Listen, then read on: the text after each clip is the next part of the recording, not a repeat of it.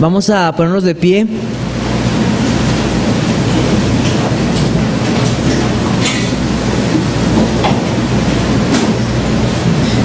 Esta iglesia tiene como uno de sus propósitos meditar en la palabra del Señor, y el verso que hoy se nos recuerda es un verso que nos habla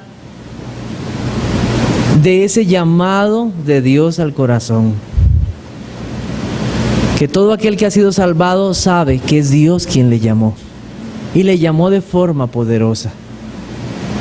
Entonces está en 2 de Timoteo capítulo 1 versículo 9. Entonces vamos a decirlo de memoria. 2 de Timoteo 1:9. Quien nos salvó y llamó con llamamiento santo, no conforme a nuestras obras, sino según el propósito suyo y la gracia que nos fue dada Cristo Jesús antes de los tiempos de los siglos. 2 de Timoteo 1:9. Qué versículo, ¿verdad? Mucha enseñanza hay en él para todos nosotros y de meditar. Vamos a orar, vamos a pedir al Señor y después cantaremos para despedir las clases. Oremos. Alabamos tu nombre, oh Dios, y damos gracias por tus múltiples misericordias. A ti, oh Dios, excelso, grande, digno de toda alabanza, honra y adoración. Ante ti, Señor, nos presentamos no por nuestros méritos, sino porque tú eres un Dios que guarda el pacto y la misericordia. Eres un Dios, Señor, bondadoso para con aquellos que se acercan a ti, humildes, reconociendo sus faltas. Y así, Señor, reconocemos nuestras faltas delante de ti, cómo te hemos ofendido de muchas maneras. Y cada uno de nosotros sabe cómo te ha ofendido, y tú también lo sabes. Cómo hemos transgredido tu ley de muchas maneras. Y cómo también hemos pecado, Señor, al no hacer aquellas cosas que tú nos has mandado. Ten misericordia, Señor, de nosotros. De nosotros, Señor, como decía el profeta Daniel, de nosotros es la vergüenza del rostro, y tuya, Señor, es la justicia.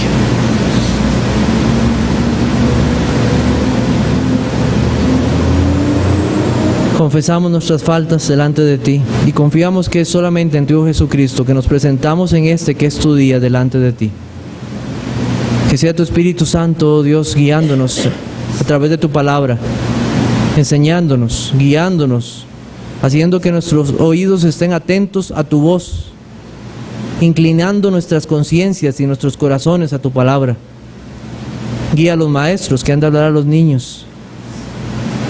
Guía, Señor, hermano Alexander, que también tendrá en su clase aquellos que tienen el deseo de conocer acerca de lo que es la doctrina de la iglesia. Guía al hermano Eduardo, que también está trasladándose a esta iglesia en San Juan de Dios de Desamparados para predicar tu palabra. Oh Señor, asiste a todos aquellos que por alguna otra razón no pudieron estar acá, especialmente los que tienen dificultades con la salud. Asístelos, Señor. Gracias por todos aquellos que han podido llegar. Es porque tú, Señor, así lo has permitido. Y perdónanos, Señor, si hemos sido débiles, Señor, o perezosos. Muéstranos, Señor, cada vez más nuestro corazón. Te damos gracias y confiamos, Señor, que eres tú en medio de nosotros, guiándonos, Señor, a tu verdad. Te alabamos en tu Hijo Jesucristo. Amén. Entonces cantamos junto con los niños.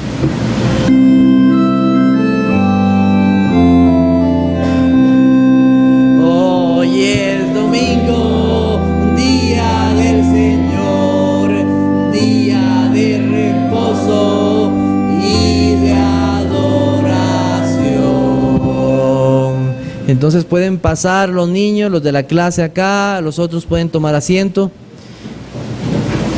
10:20 estamos de vuelta entonces.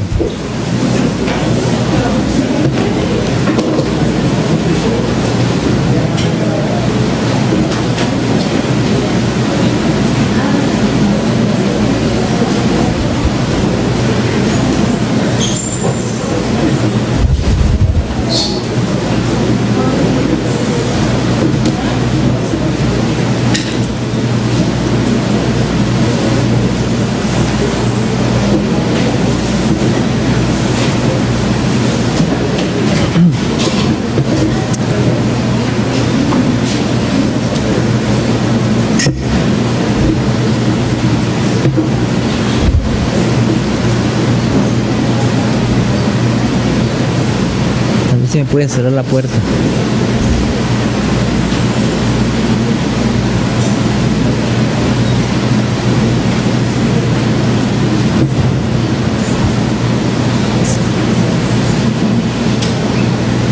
Bueno, en primer lugar, quiero pedirles una disculpa porque he estado pasando las filminas muy rápido. Entonces, algunos están ahí, yo voy hablando, mire, estoy haciendo un esfuerzo. PowerPoint tiene una función ahí de notas y algunas cosas, pero en este momento no tenemos la facilidad, por lo menos no tengo yo la facilidad de hacerlo así. Entonces tengo mis notas y en la presentación, por no cargarla, entonces yo pongo nada más lo necesario. Entonces voy a hacer un esfuerzo para no pasarme de la filmina y ir así y que ustedes puedan anotar. Entonces discúlpenme si no he sido lo cuidadoso en eso. Estamos en la clase de escatología, el estudio de las últimas cosas. Esta es la lección 6. La próxima clase vamos a ver lo que algunos llaman la distinción Iglesia de Israel, para que ustedes sepan hacia dónde nos dirigimos. Y después de eso posiblemente vamos a comenzar a tocar Apocalipsis, para que sepan para dónde vamos a ir. Pero hoy todavía estamos viendo una estructura de la escatología bíblica en los evangelios. Ahí es donde estamos. Entonces, busquemos Segunda de Pedro, capítulo 3, versículos del 3 al 13. Segunda de Pedro.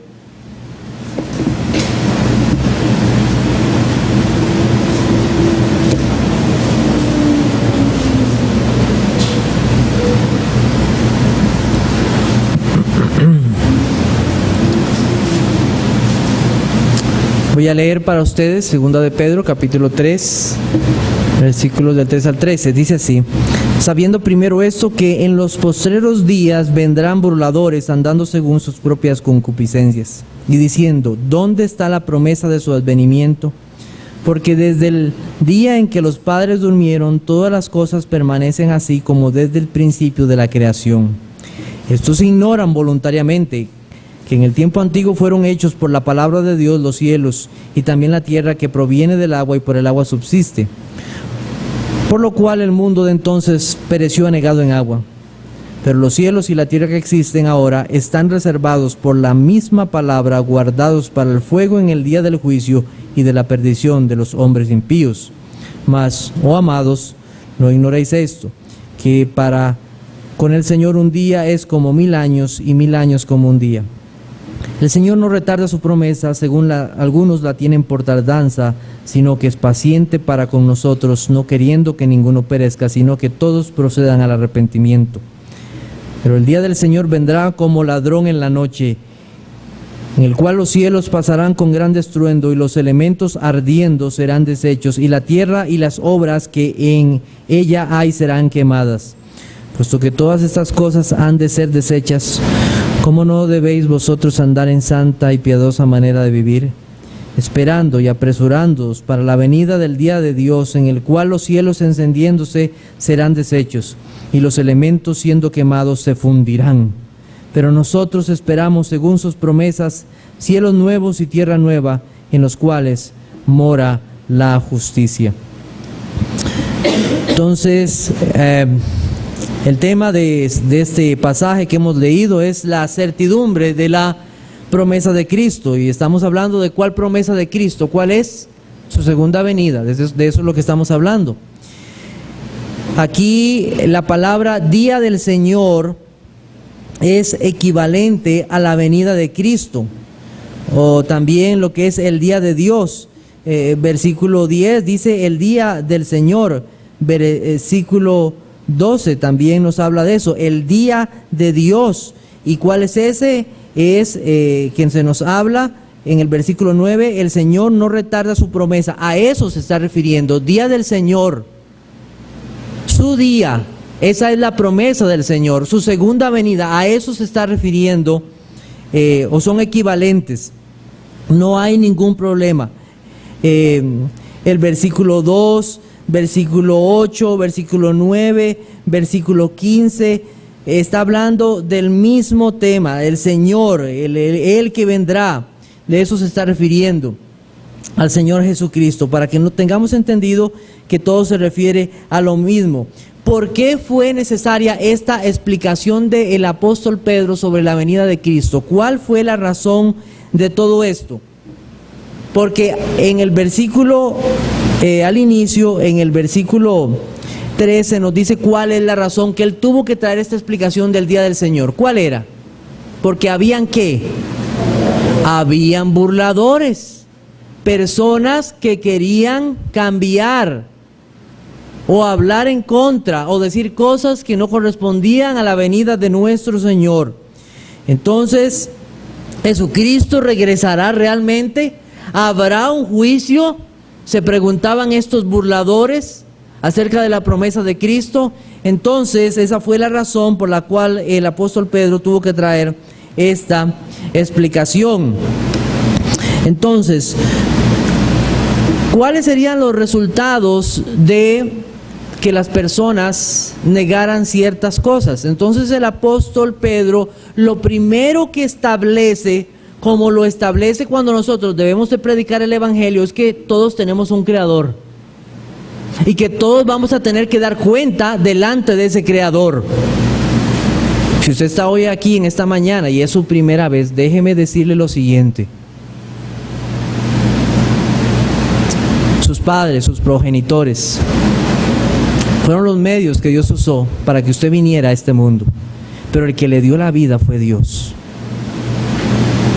Él fue el que le dio aliento de vida. Y usted está aquí, existe, se mueve y permanece al igual que yo, porque Dios quiere. Y ante ese Dios vamos un día a dar cuenta. Y aunque la conciencia de muchos esté cicatrizada, esa conciencia debe ser despertada por esta verdad: usted tiene un creador y va a dar cuenta un día delante de él. Entonces lo primero que se establece es que hay un creador. Los burladores, entonces, ¿qué? ¿Hacia dónde le atinan? ¿Hacia dónde a dónde le quieren dar? No hay creación, no existe, no hay. Y como no hay creación, las cosas permanecen igual, y además de esto, un juicio, diluvio. ¿Qué? Entonces el apóstol Pedro dice: mire, hay un creador, y ese creador trajo un juicio hace mucho tiempo. Ellos dicen: mire, las cosas permanecen igual, nada ha cambiado, ¿verdad? Entonces, ese es el engaño que ellos tratan de traer. La conclusión de ellos: no hay nadie a quien tengamos que dar cuenta por nuestra vida. Entonces, tenemos un pequeño gráfico que nos habla de esto. Tenemos el mundo de entonces, ese mundo en el cual vivió Noé, un mundo lleno de maldad.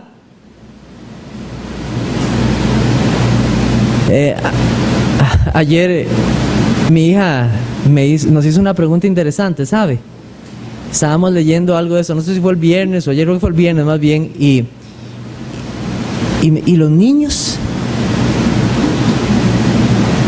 Y me preguntó eso: ¿y los niños? Así me preguntó. Y la Biblia nos dice algo: este mundo estaba lleno de maldad. La maldad había llegado a todo lugar. Y lo que merece todo ser humano, es la ira de Dios, el juicio. Si nos dan otra cosa, es pura gracia. Si usted y yo somos salvos, es por gracia. Eso lo vimos hoy en nuestro pasaje. Por gracia somos salvos.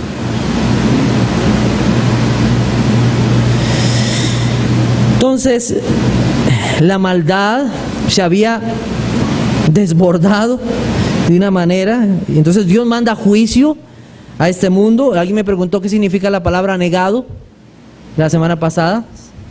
Se inundó completamente, inundado. Y yo no quiero entrar en muchos temas, ¿verdad? Pero cuando hay una inundación se caen montañas y todo, ¿verdad? Y todo cae sobre todo. Y ahí podemos ver los arqueólogos buscando sobre capas y capas y miles los años. Podemos pensar un poquito en esto, ¿verdad? Pero no es el tema en esta mañana. Bueno, entonces Dios trae juicio, hay destrucción por agua. Ahora tenemos el mundo de ahora, y después el apóstol Pedro nos dice que vendrá ahora destrucción pero por fuego, y tendremos el mundo nuevo. Así es como el apóstol Pedro en esta gráfica nos expone las últimas cosas. Si usted lee con detalle, gráficamente así lo veríamos. Así es como veríamos eso. Un poquito más detallado, entonces nosotros tenemos el mundo de entonces, su carácter creado por la palabra de Dios. Dios tuvo un periodo de paciencia. Podemos buscar Primera de Pedro, capítulo 3, versículo 20. Dice ahí, los que en otro tiempo desobedecieron cuando una vez esperaba la paciencia de Dios en los días de Noé, mientras se preparaba el arca, en la cual pocas personas, es decir, 8 fueron salvadas por agua.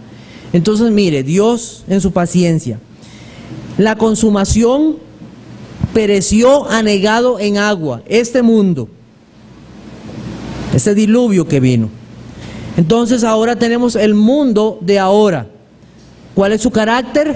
Está guardado para el fuego. El apóstol Pedro nos dice, vendrán burladores, y hay burladores. Versículos 3 y 4 nos indica algo importante de 2 de Pedro capítulo 3. Nos dice que estamos en los últimos tiempos. Dice el antiguo, y ahora nos habla de un ahora en el versículo 4.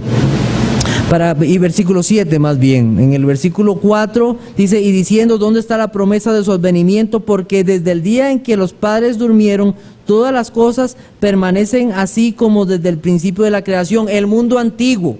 Pero ahora el apóstol Pedro nos dice, pero los cielos y la tierra, versículo 7, que existen ¿cuándo? Ahora. Entonces el apóstol Pedro hace una división entre un antes y un ahora. En este momento,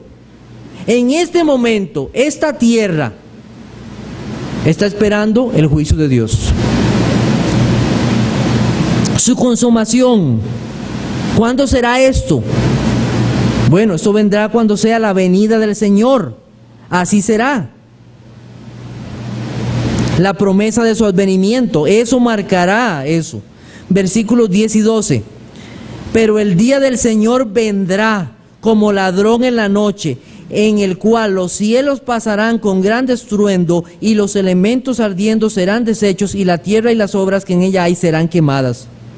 Entonces, ¿cuándo se va a consumar esto? ¿Cuándo vendrá ese juicio, ese fuego sobre la tierra? ¿Cuándo? Cuando Cristo venga. Así lo expone el apóstol Pedro. ¿Alguien tiene duda de ver esto? Está claro, ¿verdad? El apóstol Pedro nos lo da de forma muy sencilla. El versículo 7 nos dice otra cosa importante. Dice el versículo 7, pero los cielos y la tierra que existen ahora están reservados por la misma palabra, guardados para el fuego en el día del juicio y de la perdición de los hombres impíos. No solamente esta tierra, esta creación sufrirá ese fuego de Dios, sino que además ese juicio vendrá sobre los hombres impíos.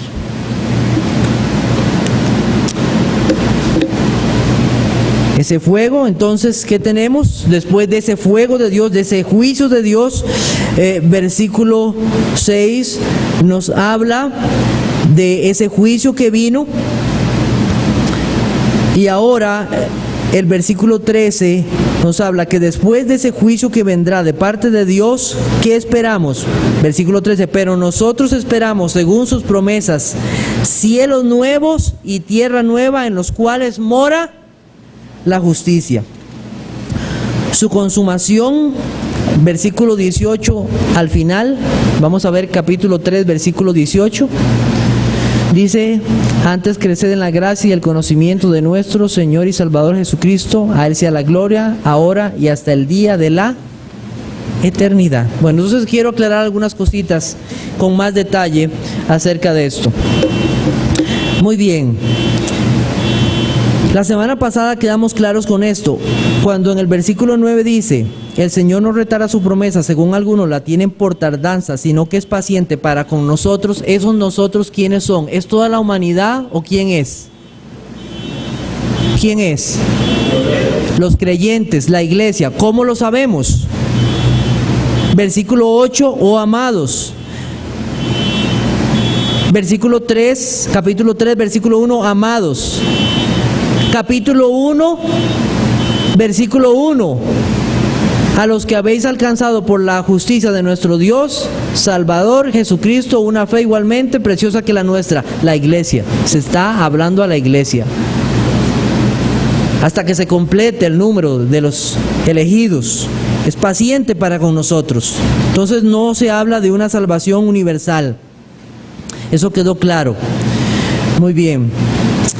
Los 1000 años del verso 8, porque algunos han agarrado ese versículo y lo han tomado como un gancho para decir cosas que no son. Esos 1000 años del verso 8 es una forma de dar a entender a la iglesia que Dios no está retrasado en sus planes. Porque los burladores decían, todas las cosas permanecen igual. Y ellos no entienden que Dios no tiene horario. Dios no tiene reloj. Nosotros estamos medidos por el tiempo, pero Dios no tiene reloj. Él creó el tiempo.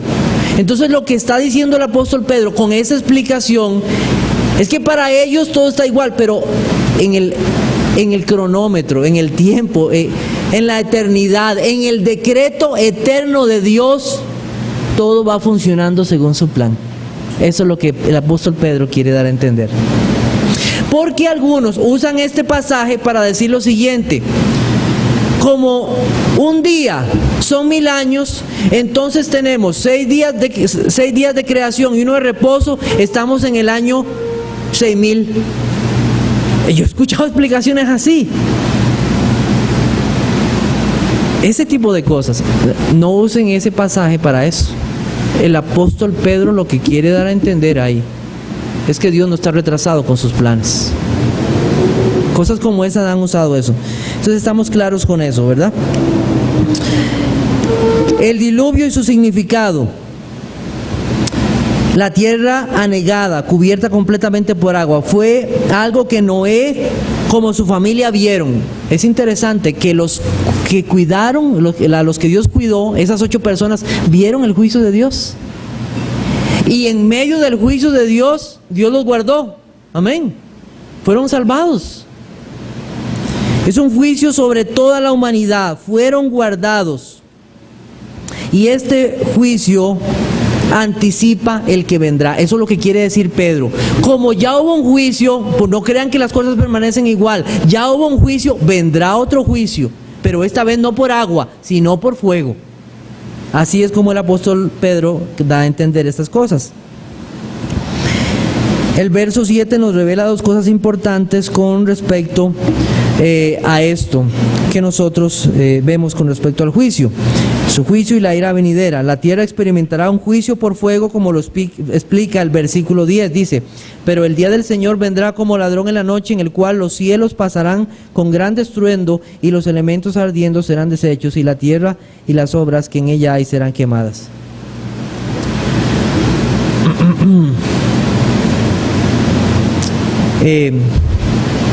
Yo no sé si alguna vez alguno ha estado a la par de un fuego bien fuerte. Dicen que no sé si el horno de Holcim que ellos tienen llega a una temperatura altísima, uno que está en Cartago. Tal vez algunos han tenido la oportunidad de ver a la temperatura que llega ese horno. Pero aquí dice que todo será deshecho. ¿Pueden imaginarse eso? El fuego de Dios.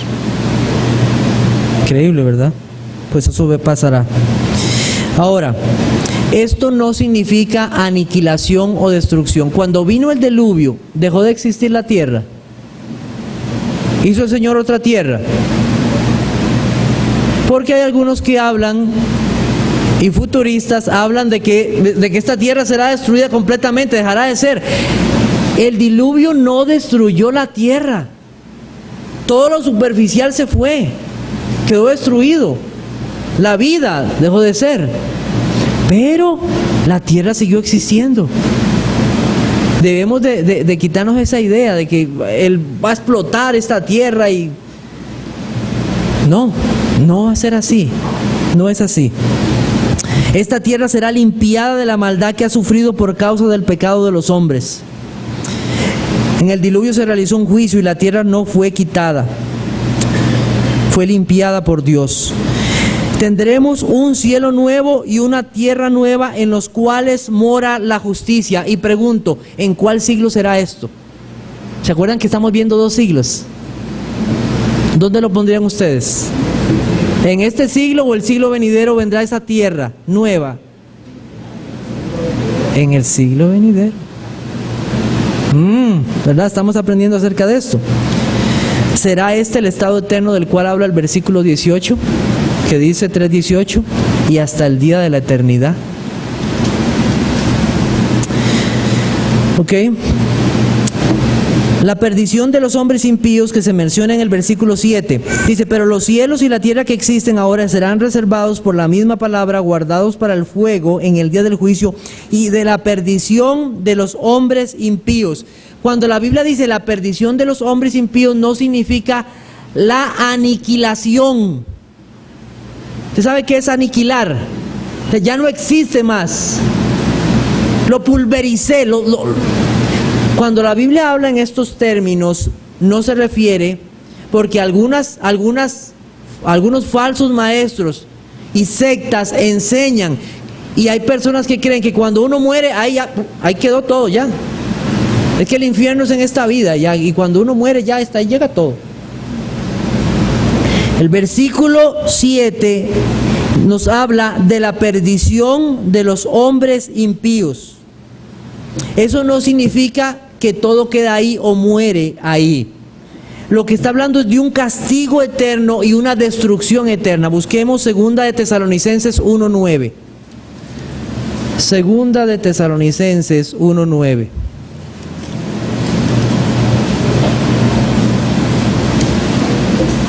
Bueno, voy a leer desde el 8, porque yo creo que nos ayuda esto. Dice, en llama de fuego para dar retribución a los que no conocieron a Dios ni obedecen el evangelio de nuestro Señor Jesucristo, los cuales sufrirán pena de eterna perdición, excluidos de la presencia del Señor y de la gloria de su poder.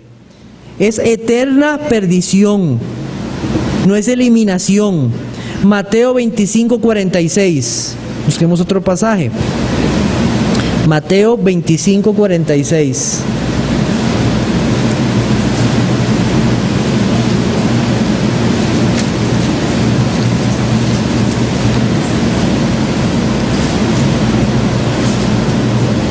E irán estos al castigo eterno y los justos a la vida eterna. ¿Nunca se ha preguntado usted por qué será un fuego eterno? Porque ustedes saben que el fuego en un momento agarra algo y lo destruye, ¿verdad? Pero la Biblia habla de un fuego que es ¿de qué tipo? Si los malos se destruyeran, no se necesitaría que ese fuego fuera eterno, pero es eterno. Creo que eso nos queda claro, ¿verdad? En ese sentido. Muy bien. Entonces, ¿cuál es el alcance de este juicio? Entonces estamos en 2 de Pedro, ¿verdad? Puede poner su marca ahí. En 2 de Pedro. ¿Cuál es el alcance de este juicio? Versículo 7 dice, y de la perdición de los hombres impíos. Eso es todos los hombres impíos, de todas las eras y los tiempos. De todas las eras y los tiempos. Y los que estén vivos en ese momento. Para todos. Un juicio general sobre toda la tierra.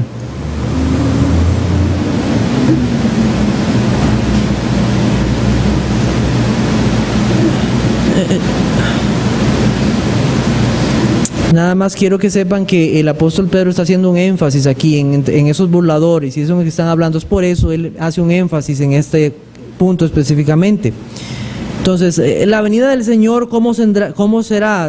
Según el apóstol Pedro, entonces dice que será como un ladrón en la noche, así lo expone él, como un ladrón en la noche. ¿Y eso qué significa? Que no sabemos el momento en que Cristo vendrá. Eso es lo que significa. No hay fecha dada a los hombres.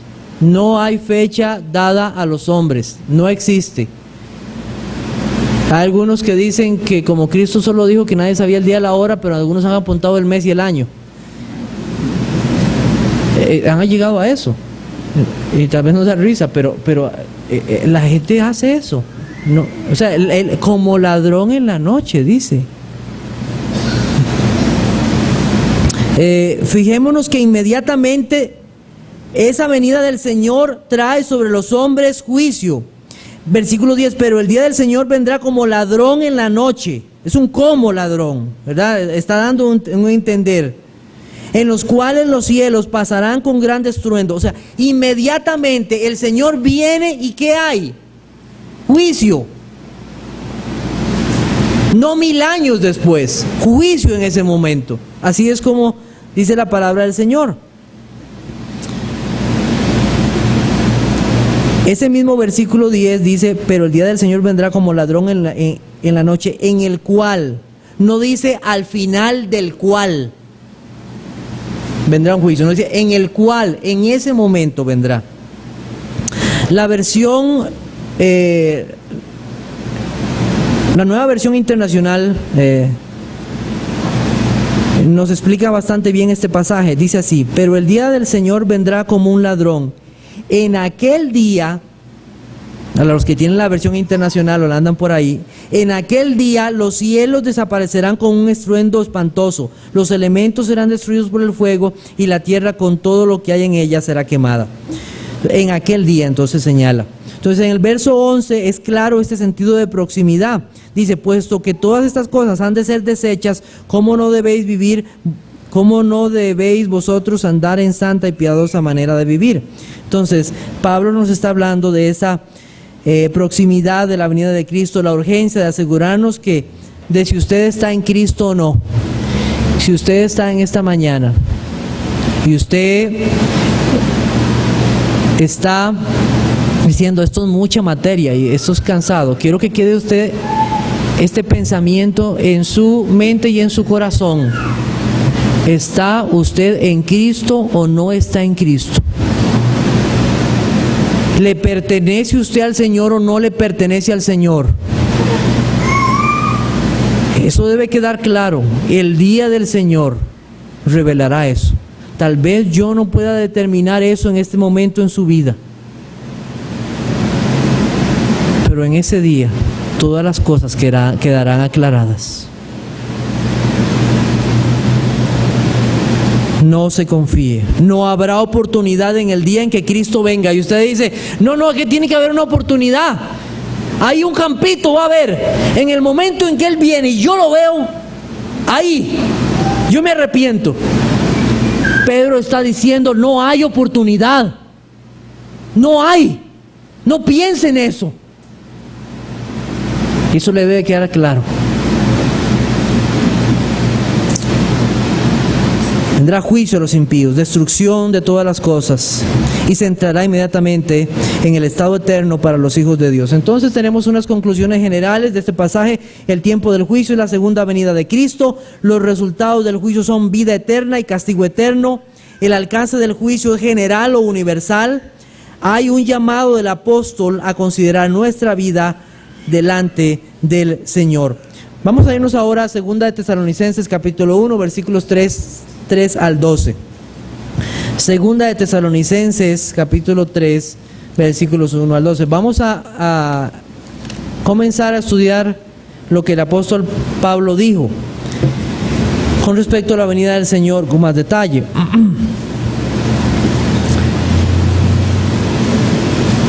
Segunda de Tesalonicenses capítulo 1 versículos 3 al 12. Dice: debemos siempre dar gracias a Dios por vosotros, hermanos, como es digno, por cuanto vuestra fe va creciendo, y el amor de todos y cada uno de vosotros abunda para con los demás, tanto que nosotros mismos nos gloriamos de vosotros en las iglesias de Dios, por vuestra paciencia y la fe en todas vuestras persecuciones y tribulaciones que soportáis. Esto es demostración del justo juicio de Dios, para que seáis tenidos por dignos del reino de Dios, por el cual asimismo padecéis. Porque es justo delante de Dios pagar con tribulación a los que os atribulan, y a vosotros que sois atribulados daros reposo con nosotros, cuando se manifieste el Señor Jesús desde el cielo con los ángeles de su poder, en llama de fuego, para dar retribución a los que no conocieron a Dios ni obedecieron el evangelio de nuestro Señor Jesucristo, los cuales sufrirán pena de eterna perdición, excluidos de la presencia del Señor y de la gloria de su poder, cuando venga en aquel día, para ser glorificado en sus santos y ser admirado en todos los que creyeron, por cuanto nuestro testimonio ha sido creído entre vosotros. Por lo cual asimismo oramos siempre por vosotros, para que nuestro Dios os tenga por dignos de su llamamiento y cumpla todo propósito de bondad y toda obra de fe con su poder, para que el nombre de nuestro Señor Jesucristo sea glorificado en vosotros y vosotros en Él, por la gracia de nuestro Dios y del Señor Jesucristo. ¿Cuál es el propósito o el deseo del apóstol Pablo en este pasaje? Agradecer, dar gracias a Dios y reconocer la fe y la paciencia mostradas por estos hermanos en medio de las persecuciones y tribulaciones. Eso quedó claro en el versículo 3 y 4. ¿Tiene alguna recompensa esto? Esas tribulaciones que han sufrido por causa del nombre de Cristo. El apóstol Pablo les dice que sí. Tales sufrimientos son una marca de su futura herencia en la gloria de Cristo. Qué lindo, ¿verdad? Si usted sufre por Cristo, es una marca de un cristiano, de un creyente. Entonces, en los versos 6 y 7 se nos habla de la venida de nuestro Señor Jesucristo y del juicio venidero. El versículo 7 nos dice que el Señor vendrá desde el cielo con los ángeles. ¿Se acuerdan que eso ya lo habíamos visto? En Mateo, ¿se acuerdan? En llama de fuego. Y aquí lo acabamos de ver en el pasaje anterior. Vean cómo está todo alineado. Esto es para traer juicio. ¿A quiénes? ¿A quiénes traerá juicio? ¿En qué versículo está eso? Versículo 8. A los que no conocieron a Dios, ni obedecieron el evangelio de nuestro Señor Jesucristo. Y yo también quiero apuntar algo más. Versículo 4. ¿A quiénes? A los que persiguieron a la iglesia de Cristo. A todos aquellos que fueron enemigos de Dios y enemigos de su pueblo, sufrirán. Sufrirán eterna perdición, no estarán con Cristo. De acuerdo al versículo 10, eso que se habla ahí. ¿Dónde están los creyentes en el día en que Cristo vuelva en llama de fuego? ¿Dónde están? ¿Dónde están los creyentes? Versículo 10. Cuando venga en aquel día para ser glorificado en sus santos y ser admirado en todos los que creyeron, por cuanto nuestro testimonio ha sido creído entre vosotros. ¿Dónde están ellos? Están aquí en la tierra esperando a su Salvador. Ese día que Cristo venga, el Señor va a ser admirado.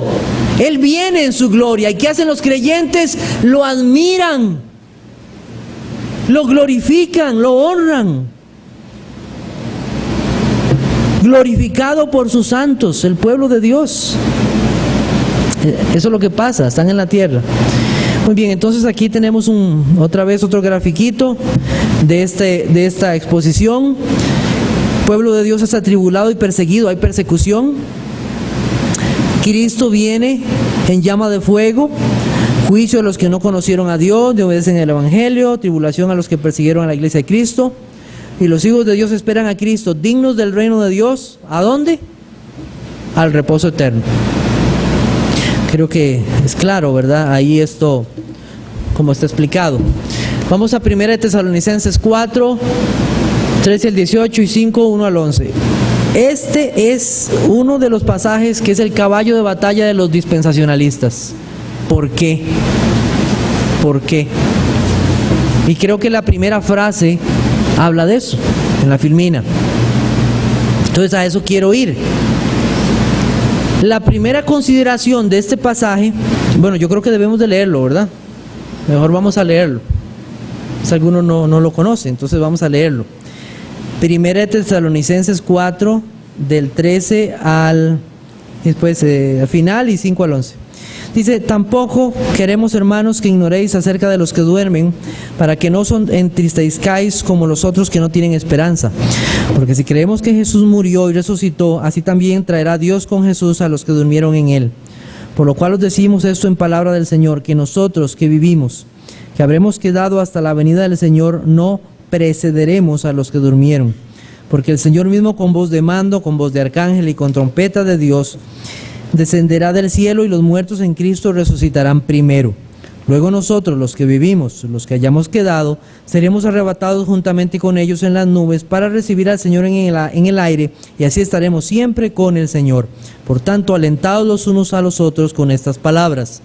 Pero acerca de los tiempos y de las ocasiones no tenéis necesidad, hermanos, de que yo os escriba, porque vosotros sabéis perfectamente que el día del Señor vendrá así como ladrón en la noche. Cuando digan paz y seguridad, entonces vendrá sobre ellos destrucción repentina, como los dolores a la mujer encinta, y no escaparán. Mas vosotros, hermanos, no estáis en tinieblas, para que aquel día os sorprenda como ladrón. Porque todos vosotros sois hijos de luz e hijos del día, no somos de la noche ni de las tinieblas. Por tanto, no durmamos como los demás, sino velemos y seamos sobrios. Pues los que duermen, de noche duermen, y los que se embriagan, de noche se embriagan. Pero nosotros que somos del día, seamos sobrios, habiéndonos vestido con la coraza de fe y de amor, y con la esperanza de salvación como yelmo. Porque no nos ha puesto Dios para ira, sino para alcanzar salvación por medio de nuestro Señor Jesucristo, quien murió por nosotros, para que, sea que velemos o que durmamos, vivamos juntamente con Él. Por lo cual, animaos unos a otros, edificaos unos a otros, así como lo hacéis. ¿Hay alguna división en la idea del apóstol Pablo entre capítulo 4? Bueno, ustedes saben que los capítulos y los versículos fue algo agregado, ¿verdad? No es algo que los apóstoles escribieron así, está hecho para nuestra facilidad. No vemos nada de algo malo en eso, pero en el texto original esto es un solo texto corrido. ¿Cómo sabemos que esto... Bueno, ¿qué dicen los dispensacionalistas? ¿Cuál es la objeción de ellos? ¿Cuál es? Ellos dicen lo siguiente, que el versículo 15, donde dice la venida del Señor, y en capítulo 5, versículo 2, el día del Señor, son dos cosas diferentes. Eso es lo que ellos dicen. En el texto natural, leído naturalmente, no vemos esa diferencia. No la hay. No concuerda con la estructura natural del pasaje ni del tema. No hay dos venidas del Señor en este pasaje, solo una segunda venida, como esto es anunciado en la Escritura. ¿Cuál es la razón de este pasaje que nosotros estamos viendo? ¿Cuál es la razón? La razón de este pasaje es la consolación del pueblo de Dios. ¿Por qué? Habían hermanos que habían muerto y Cristo no había venido. Entonces los hermanos en la iglesia se preguntan, ¿y ahora qué? ¿Qué va a pasar con esos hermanos que ya murieron y Cristo no vino? ¿Qué les va a pasar a ellos? Cuando Cristo venga, ¿qué va a suceder con ellos? Entonces es una consolación que el apóstol Pablo, una explicación para consolar a estos hermanos. ¿Qué será lo que pasará? Esa muerte que para ellos es causa de tristeza, más bien dice el apóstol Pablo que es una promoción. ¿Cómo? Una promoción, sí. ¿Por qué? Porque ellos serán los primeros en experimentar después de Cristo esa resurrección esperada. Es una promoción. No, más bien gócense. Esos que murieron van a resucitar y van a ir primero con el Señor. Van a ir primero. Entonces, qué gozo lo que va a pasar. Los otros creyentes, los que estén vivos, seremos arrebatados y iremos con ellos juntamente a recibir al Señor en las nubes. Entonces, esa es la consolación para los creyentes. Aquí no se menciona una resurrección general, como lo hemos visto en otros pasajes, tanto de impíos que murieron sin Cristo como aquellos creyentes que murieron en Cristo, porque el énfasis de Pablo es una consolación a los creyentes. Por eso no se menciona una resurrección general. ¿Quedó claro al explicar esto? Porque uno dice, no, es que esto se refiere solamente... No, es que él está dando un tema que es la consolación a los creyentes en medio de esto. Entonces, la venida de Cristo, ¿cómo será? Versículo 16. Porque el Señor mismo con voz de mando, con voz de arcángel y con trompeta de Dios descenderá del cielo y los muertos en Cristo resucitarán primero. Notar que no es una venida en secreto. Nadie se va a dar cuenta que Cristo vino. No. Dicen que este es uno de los pasajes más ruidosos de la Biblia. Mire, voz de mando, voz de arcángel y con trompeta de Dios. Eso es un anuncio para que todos lo sepan. Cristo viene de los cielos y los muertos en Cristo resucitarán y será evidente a todos. Muy bien, esa reunión con Cristo, versículo 17.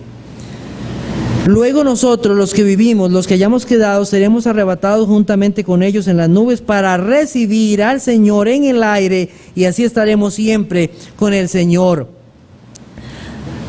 Reunirnos con Cristo en el aire. ¿Cristo de dónde viene?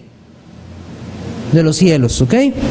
La palabra griega recibir es la palabra que ustedes tienen ahí en la pantalla, que es apántesis. Se usaba para cuando un dignatario realizaba una visita oficial o parusia a una ciudad en los tiempos de la civilización griega. La acción de guiar a los ciudadanos a salir para encontrarse con él y escoltarle en la última etapa de su viaje. Esto recibía el nombre de apántesis o recibir, de lo que llama el apóstol Pablo. Entonces queda claro. Viene el general o el dignatario a la ciudad, salgamos a recibirle y acompañémosle en esta venida a la ciudad y entremos con él. De eso, ese recibir, esa palabra, eso es lo que significa en el original griego, para estar siempre con él, eso es lo que significaba. Mateo 25:6, no lo vamos a buscar porque ya estamos un poco tarde, pero nada más para que lo sepan, es la parábola de las 10 vírgenes. Ellas están a la puerta esperando ¿a quién? Al novio. Y salen al esposo, y salen a recibir al esposo. Cuando la palabra dice a recibir, es la misma palabra. ¿Y ellas qué hacen? Entran con él. Esa es la misma idea. En Hechos 28:15 se habla de un caso del apóstol Pablo, de unos hermanos que salen a recibirle. Es exactamente lo mismo y le conducen en la última parte de su viaje. Es la misma palabra, si usted quiere anotarlo. Entonces, ¿esto en qué nos ayuda? Nos ayuda un poco a entender el futuro de ese estado eterno. Esto nos ayudará en el futuro a entender ese recibir a Cristo y estar con Él. A donde vaya Cristo, eso es claro, ahí estaremos con Él, amén. Eso es claro, a donde vaya Cristo, ahí vamos con Él. Pero ¿dónde será? Eso lo vamos a ver más adelante. Y esto que estamos estudiando en este momento nos va a ayudar a entender eso. Ok, la venida de Cristo. Entonces, capítulo 5, y estamos terminando, versículo 2. Bueno, versículo 1 dice, pero acerca de los tiempos y de las ocasiones no tenéis necesidad, hermanos, que yo os escriba. Pablo viene hablando del mismo tema, él no ha cambiado, es la misma. Los tiempos y las ocasiones, de esto que se viene hablando. Él no está cambiando el tema. Si ustedes se dan cuenta, las veces que él usa Señor en este pasaje, día del Señor, y después llega, vean cómo él sigue una secuencia. Él no ha cambiado de tema, es el mismo tema. Su venida será como ladrón en la noche. Versículo 2, porque vosotros sabéis perfectamente que el día del Señor vendrá así como ladrón en la noche. Otra vez el mismo tema. Cuando todo parece estar en paz y tranquilidad para el mundo, Cristo vendrá de forma sorpresiva. Versículo 4. ¿Qué traerá la venida del Señor para la humanidad? Destrucción repentina. Versículo 3. ¿Dónde estará la iglesia en la segunda venida de Cristo? ¿Dónde estará la iglesia? Versículo 4. Mas vosotros, hermanos, no estáis en tinieblas para que el día os sorprenda como ladrón. Versículo 6. Por tanto, no durmamos como los demás, sino velemos y seamos. ¿Dónde estará la iglesia en la venida de Cristo? Esperándolo en la tierra, velando. ¿Qué hay de extraño en lo que hemos visto? Nada. Versículo 9.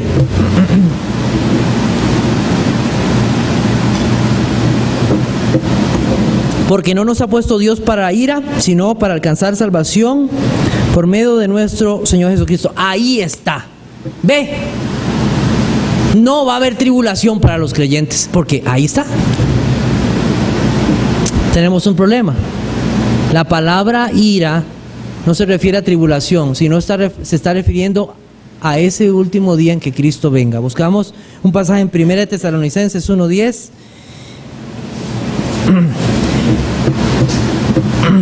Y esto queda claro. Dice, y esperar de los cielos a su Hijo, el cual resucitó de los muertos, a Jesús, quien nos libra de la ira que venidera. No se refiere a tribulación. Y más porque él sigue insistiendo en el versículo que sigue después del 9 a que velemos. ¿Para qué vamos a velar si ya nos fuimos con él? No, eso no es así. Entonces sí los cristianos pasarán una tribulación. Y ahí tenemos de nuevo un esquemita que nos vuelve a ayudar un poquito de esto, de lo que hemos visto en este pasaje. Bueno, mis amados hermanos, si usted tiene alguna duda, ya sabe lo que tiene que hacer. Entonces, escribirme en un papelito su pregunta y trataremos de contestarla. Que el Señor le bendiga. 10:35, estamos aquí de vuelta.